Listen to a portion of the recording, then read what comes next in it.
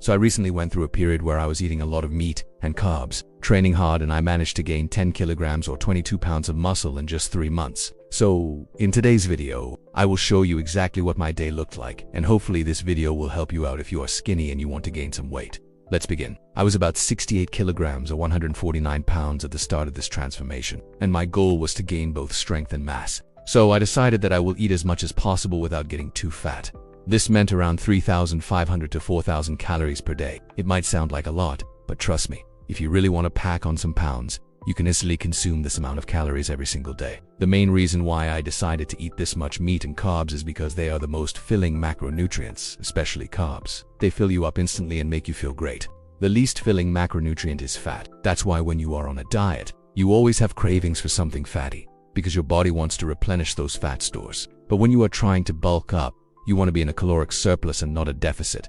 So you don't need to worry about being too full. That's why I always recommend starting with carbs when you are bulking. Out of all the meats, I ate the most beef, chicken and pork. These were mainly grilled, panned, seared or smoked. Sometimes I also got ground turkey, which is leaner than beef or pork. I tried to avoid hot dogs and sausages because they contain a lot of additives, so I only had them once in a while. When it comes to carbs, I mostly ate rice and potatoes. Rice is probably the most easy to digest carb source, so I ate it the most. I also cooked potatoes almost every day because they are very filling, and they also raise insulin levels, which helps you to store those extra calories as muscle instead of fat. Once in a while, I would treat myself with some pasta, which is one of my favorite foods. I trained in the gym 5 times per week. Here is my weekly schedule. Monday, Tuesday, and Thursday were my heavy lifting days, and I was always doing a push-pull leg split. Wednesday and Friday were my light training days. On those days, I either did some cardio, hit the boxing bag, or went for a walk. I never skipped leg day because I wanted to develop my legs and my glutes so I could look more aesthetic and also improve my squat. I always warm up for 5 minutes,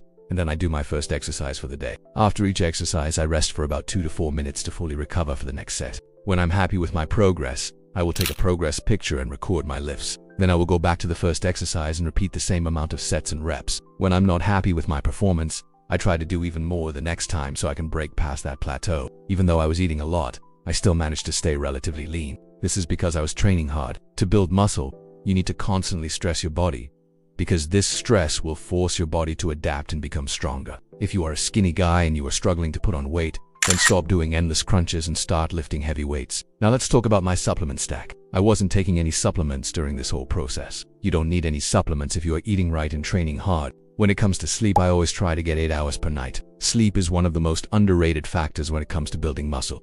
That's why you should prioritize it. Now let's talk about the hardest part of this whole process. And the hardest part was definitely to find the motivation to continue when there are no results. It happens to everyone. You start working out and you don't see the results immediately and then you quit. Just remember that muscle growth isn't linear. There will be days where you won't feel like doing anything, and there will be days where you will feel pumped and motivated. The most important thing is to listen to your body.